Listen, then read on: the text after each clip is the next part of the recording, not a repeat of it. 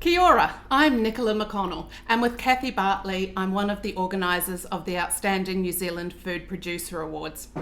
Since we started the awards 4 years ago, we've always been really keen on telling the stories of our wonderful Kiwi producers. So today, I'm delighted to have our first Meet Your Outstanding Producer online. So we're going to be sharing a chat in the good old-fashioned way. We hope that this is going to be a great way to meet some of our awesome people and for you to understand the pleasure we have working with these people bringing the awards to you. With us today, we've got Kelli Walker from Forage and Ferment. Forage and Ferment have won multiple medals over the course of the awards, and in fact this year, 2020, they were named the Label Litho Drink Champion, and that was for their new Forage and Ferment Wild Kefir ginger root. I had the pleasure of enjoying it on the judging day, but clearly I wasn't the only one who did enjoy it, because the judges gave it some very high praise, saying it's a crisp beverage with a light spritz, great natural ginger aroma, perfect for those who like ginger but not sweet ginger, and then the ultimate compliment of all, the judges would buy it. So without further ado, I want to introduce Kelli from Forage and Ferment. Kia ora. Kia ora, Nicola. Thank you for those kind words. It's an honour to be here. Oh, thanks so much for joining us. Look, tell me, how did your Forage and Ferment journey begin? I guess it all started about 5 years ago when my ex-partner and I decided to move out to Clevedon. So we've got 3 little boys, and we decided to teach them where their food comes from and inspire them to become eco-warriors. And that move out to the country culminated with a big journey into gardening, growing our own food, redefining waste, and fermentation was just part of that journey. So I guess I also started a permaculture design certificate with Auckland Permaculture Workshop at that time, and kind of worlds collided as I got to started to study a little bit more about fermentation, and it blew my mind, and I started fermenting all the beautiful fruits of our labour from our vegetable garden, and turned my kitchen into a bubbling, crazy, life-filled environment with all this magical world of microbes.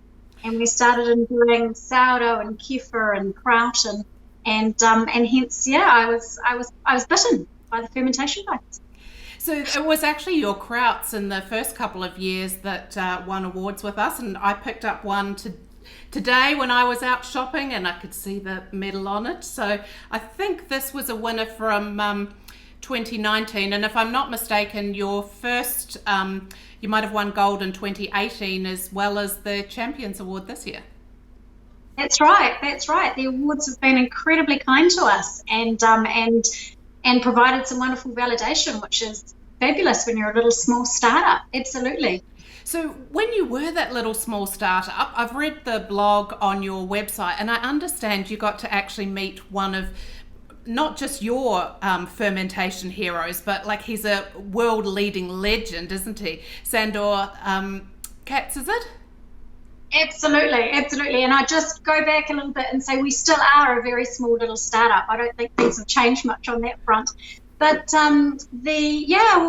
when I was learning about fermentation, I came across some recipes that I wanted to try, and they all advocated the use of a starter culture, like bacteria that's been isolated in a laboratory and grown on a substrate. And it just fascinated me as I learned more about this ancient food that our ancestors used to prepare, that I needed a packet starter to make it work.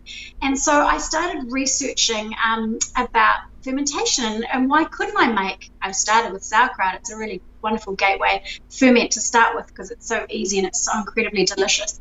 And I was like, surely I can make this without packet starter cultures. And so on that journey, I discovered wild fermentation, which is absolutely that, natural wild fermentation, using the lactic acid bacteria that's present on the vegetables to do their thing in the most harmonious way, which ultimately, interconnect us back with these beautiful life forces of the natural world. And the forerunner on kind of educating people about wild fermentation is this amazing chap called Sandor Katz, who's based in Tennessee. And so I discovered that one of my fermentation heroes, a lovely lady called Sharon Flynn from the fermentery in Melbourne, had gone to do a residency with Sandor. And so I investigated that a little further and found out that that was something on offer. So I applied, and 6 months later, wow, I was winging my way to short mountain Canning County in the heart of Tennessee. So it's not just, you can't just say, oh, I'll pay my money. You actually have to have some skin in the game and apply. So obviously you've got to have proved your chops a little bit with fermentation to get into Sandor's course. Well, it's certainly popular, and it was, it's limited to about a dozen fermentation junkies. And so we landed together in the most serene and beautiful off-the-grid home that Sandor had built. And the dogwoods were in bloom, so it was this beautiful kind of spiritual experience. I was halfway around the world on my own, away from my family for the first time in a very long time. And here I was sharing space with fermentation junkies, and we literally kind of got high on life together, learning all about the microorganisms and the bacteria that have this amazing ability to transform food into something that not only tastes funky and delicious and adds flavor in all those wonderful ways, but also does it in such a health conscious way too. So it's about eating our food being our medicine, if you like. Well, so much more. We're hearing a lot more about the microbiome and, really looking after yourself. And it is a little bit of back to the future because, as you say, we've had fermentation for, literally hundreds of thousands of years. And when you talk about wild fermentation too, I am drawing an analogy with the wine industry, where traditionally they've just imported yeasts to start the fermentation, but now more and more they're putting the wine out in the vineyard and letting the environment do the thing. Absolutely, and the Whitestone cheese have a really beautiful story to tell about how they are playing around with some of their bacteria that they've discovered locally to make some of their cheeses and things as well.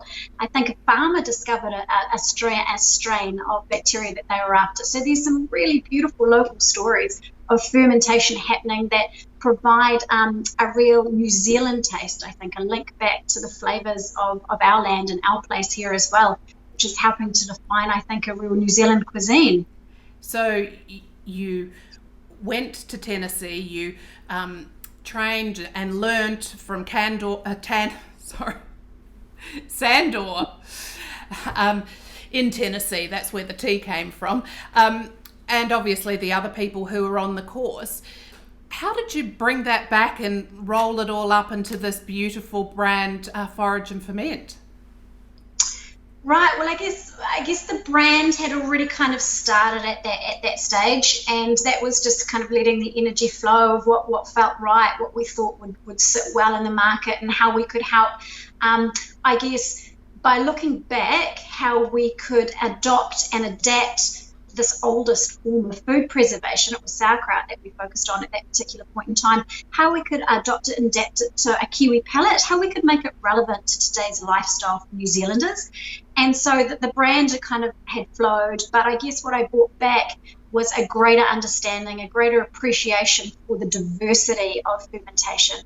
It is one of our oldest and safest forms of food preservation. It's a third of the world's food is fermented, so it's wine and cheese and yogurt and beer and chocolate and coffee, and so I don't see it as a trend. It really is. It's really looking back to how our ancestors used to treat food to preserve it and also to achieve some really beautiful flavors. And so I guess it deepened my knowledge and my respect and understanding of this wonderful magical world of microbes, and just brought back more enthusiasm, more passion, and hopefully a little bit more knowledge. And I guess more of an awareness that I needed to help share some of this information with New Zealanders as well. It's not some fermented foods like sauerkraut is not something that I grew up with as a child, and it was mind-blowing when I discovered it in my 30s, listening to Pete Evans saying that fermented cabbage is 150 times more nutritious than raw or cooked cabbage. Kind of going in my 30s, I want to know more. And it just seems mind-blowingly crazy that some of this most nourishing food available to us, is not something that I grew up with. And I wanted to help change that. I wanted to make it so accessible for New Zealanders. I wanted to help New Zealanders embrace what I thought was some of the most heavenly food available. When you talk mind-blowing, the thing that I found mind-blowing in there was when you said a third of all the food that we eat is actually fermented. That is an incredible statistic. Yeah. And I love that idea too that you're talking about taking the art and applying it within the New Zealand context. So much of what we are seeing now in the Food Producer Awards is done with New Zealand in mind, and it's really amazing that of a country that is, 3 or even more islands, if I count in, the Chathams and the Auckland Islands and bits and bobs, that we have such a diverse geography, which therefore gives us access to so many different types of foods, and even the same foods grown in different areas with different geology and different weather patterns can be something very unique. Absolutely. And even and the antithesis is with fermentation, because fermented foods are obviously all about their environment and producing that kind of that sense of that New Zealand flavour that comes through our crafts. And I remember in the early days when we first took our little business to the Clevedon Farmers Market as part of a permaculture design project, that we tested out a range of really funky long ferments and some fresher, crunchier ferments, and we kind of really discovered and played around with what we thought New Zealanders may or may not like, and we got that feedback, and that helped shape the type of ferments that we now deliver. We specialize in really light, crunchy, almost kind of coleslaw based sauerkraut, and that's because that's what was resonating really well with New Zealanders. And then we kind of took it one step further and we looked at how we could play around with wild edibles that we're growing in New Zealand, things like stinging nettle, which is now, is that where some of the foraging comes in? I noted earlier you talked about foraging in your garden, but do you grow stinging nettles, or are you picking them up from some secret places around where you live? Yeah, we do a little bit of both, actually. We grow as much as we can in our fermentary gardens, and that journey first started with studying permaculture. It was understanding that the dandelion that was growing in my vegetable garden maybe, offers a lot of nutrients and a lot of diversity in terms of a food source, and it's also a wonderful companion plant and food for bees and butterflies and our valuable pollinators. And so it was just starting to look at potential ingredients a little bit differently. And now with all our business decisions, we apply this permaculture lens. And so when we are considering what we put in our sauerkrauts and even new sodas, it's absolutely about the taste, and it's about what it can give back to the environment. And, I think stinging nettle is a beautiful case in point, because it's actually a vital breeding ground for our native admiral red and yellow butterflies. Yes. And I know you're actually very keen on, you've talked about permaculture, but this really does drive your production and your personal values. You live that, and I know that you're a big supporter of bees as well, aren't you? Absolutely. We support the New Zealand Bumblebee Conservation Trust, and we support the Moths and Butterflies of New Zealand, because pollinators are so incredibly vital, and I think that lack of diversity is as important a conversation as climate change. And caught up in that lack of diversity is the fact that a lot of our bees and butterflies and pollinators, I know up to 30%, are in decline in places like Europe. And so I think that we're trying to obviously give something back as a business, but also raise people's awareness of some of the diversity of food sources, foraging, and also how vital these plants are to giving back to our environment, to the bees and the butterflies and the moths and all the other pollinators. Now, this year you won with your kefir, and obviously you started out, as you talked about, just doing the sauerkraut. Tell me about the evolution and why you've moved into some new and exciting products. Well, everything's exciting, don't take that the wrong way. Absolutely. Well, in all honesty, water kefir has been bubbling away very quietly in our fermentary for a number of years. It's something that we have produced at home for a little while after a local, lovely local lady shared it with me, and I fell in love with it. I'd been brewing kombucha up until that point, and I made a bit of a switch to a bit more kefir over kombucha. And we brought it into the fermenter and we started playing around with it. But obviously, how you ferment at home to how you commercialize some of these fermentation ventures are very, very different. And so we did a lot of laboratory testing. We spent a lot of time making sure the sugar and the alcohol and the taste and everything like that, carbonation, all that worked so that we could deliver a really beautiful product and make, some of our favourite drinks available to more New Zealanders. And so water kefir has been on the radar for a long time. It just took an awfully long time to commercialise. Okay, 2 questions for you. The correct pronunciation, because I'm sure a few people like me, I don't think I'm pronouncing it correctly.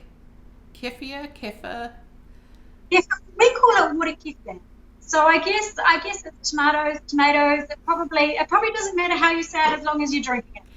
And the other question then is, it is a bit different to kombucha. What's the easiest way to explain the differences?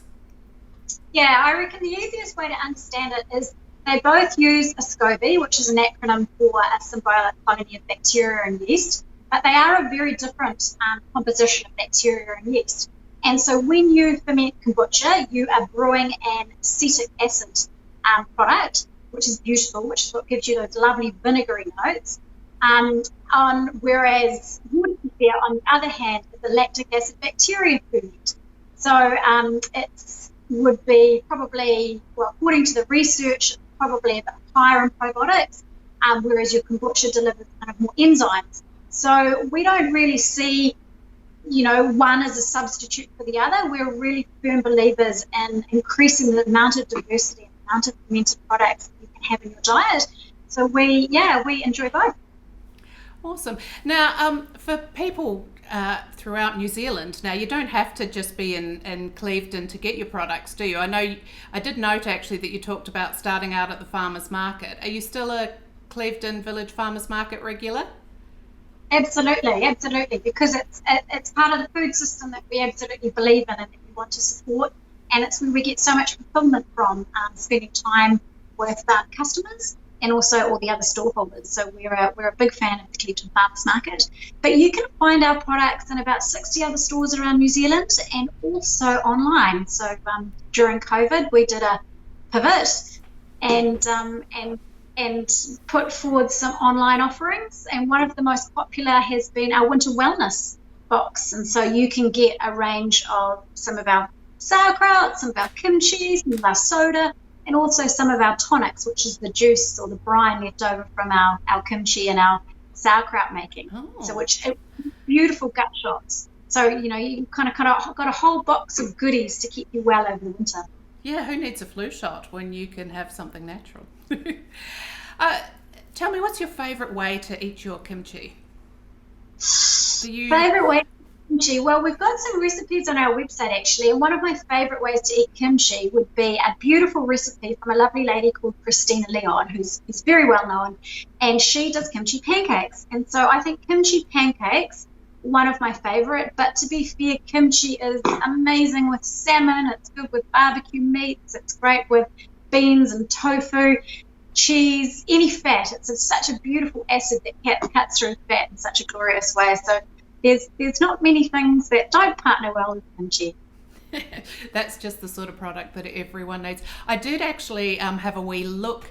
I've looked at your website regularly, but I was looking at it this week with fresh eyes, given that we were going to have a chat, and you have some beautiful photos there and some really awesome recipes too. So I definitely say that for people who are unsure how to use kimchi and incorporate it into cooking, that's a really good place to start, isn't it? Absolutely. There's a recipe we make all the time from the wonderful Sarah Henderson, which is a stuffed butternut squash, which is absolutely beautiful with our marigold wild kraut. There's some wonderful vegan recipes up there from Sarah Tanner, the Queen of Vegan in New Zealand, who's doing some really exciting things in that space. And also watch out for a new lady called Olivia Bragg, who is a nutritionist, and she is bringing some wonderful recipes to our website as well. So we're really fortunate to work with a wide range of wonderful recipe developers and stylists to help hopefully inspire some great recipes to go with sauerkraut and kimchi. That's one of the things that we notice often with the producers who are regular medal winners, is that they have a broad range of collaborations and, you know, obviously take influence and work with a number of different people to get the best product. Absolutely. I mean, one of the products that we received an award for this year was our new limited edition seed kraut, and that was all about highlighting some of the new seed crops available in New Zealand that are growing in local soils, one being quinoa from the amazing Kiwi Quinoa Company. I know who've done really well in your awards as well. Yeah, they were also a gold medal winner. Yeah. Absolutely, an amazing couple.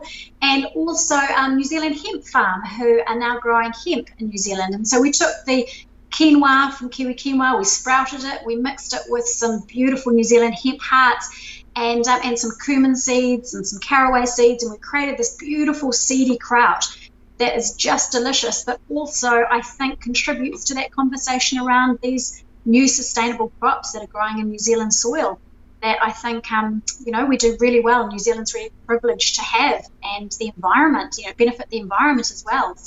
So we're all about championing those new crops. So just a couple of final questions before we finish up. You talked about being available, obviously, at Farmers Market, online and through 60 stores across New Zealand. I'm thinking that means that from the genesis of your idea and you doing everything, you might have a couple more people helping you from time to time now?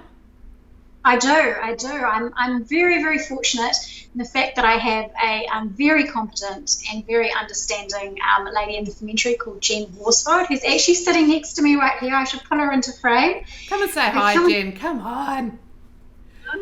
Hey, Jen, how are you? Hello, good, thank you. How are you? Very good, thank you. So, you're feeling a bit shy. So you really a driving force to help Kelli, because getting product out to 60 different stores across New Zealand is logistically difficult enough, let alone the fact that you've actually got to forage and ferment it first. Absolutely, yes. Well, it keeps us very busy. We work doing everything in this wee space, which is getting busier and busier as weeks go by. But yes, it's a privilege. Kelli and I have been friends for a very long time, and I was really thrilled to be asked to join the business nearly a couple of years ago now. So yes, I plug in wherever needed in terms of the ferments going down. We have some wonderful mums that come in and help us during the week to fill the needs of the kitchen, but also as our deliveries grow, we plug in there as well. So no, it's been a real privilege. It's awesome, isn't it? Because when you do something you love, it doesn't actually feel like work. No, not at all. We talk about that regularly. Absolutely. So we have an amazing team, and I guess that extends out to our incredible growers. People like the amazing Kiran Hari from out in Pukekohe, third generation grower, who's really doing some moving and shaking down in the Pukekohe growing scene, through to the lovely ladies that work in our fermentary that bring beautiful, nourishing lunches in every day, and we make sure we take an hour out every lunchtime to sit down. Next time I'm coming to your place for lunch next time I'm up north. You're more than welcome. So there's a really meaningful team, I think, of people behind the scenes here. People like Hannah Jensen, who've done all our illustrations on our labels. Your illustrations are particularly beautiful, and that's something that's been very striking about your labelling from day one. Yes, well, Hannah Jensen does the beautiful illustrations on our label, and she's one of the most inspiring Wahinis we've ever met. And the other very talented lady is Jen here, who I knew was a wonderful artist. she's actually done all our wonderful illustrations, all the beautiful drawings that you see to market our products. So we do all that in-house as well. Oh, and I think actually, you won't be able to see this, but I have got a beautiful one that I've just put up on the screen, which is the illustration that sits behind the ginger root wild kefir. Yes, so that's one of Jen's. It's one of Jen's, isn't she clever? Isn't she? Look, I have to thank you both very much for your time, and it's been a privilege to hear a little bit more about the Forage and Ferment story. I wish you well for the future of you. I guess you're always thinking about what's next. You don't have to disclose, but have you got some ideas for new things? Are you trialing any new products at the moment?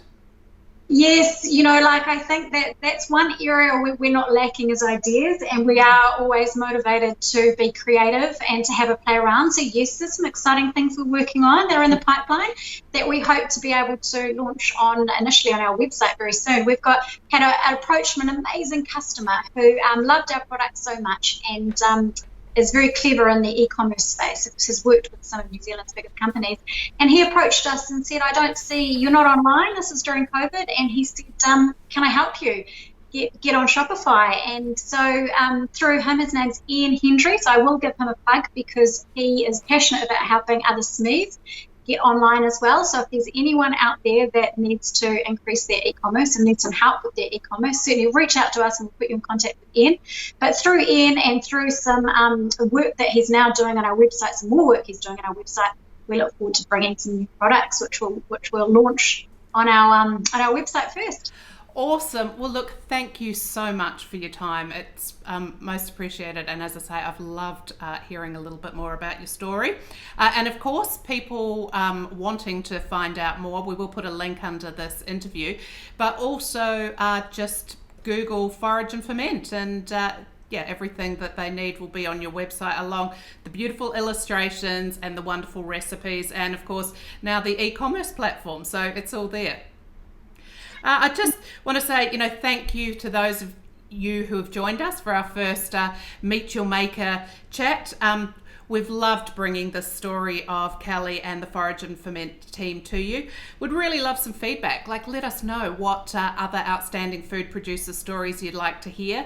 And we look forward to bringing some more stories to you soon. Bye for now.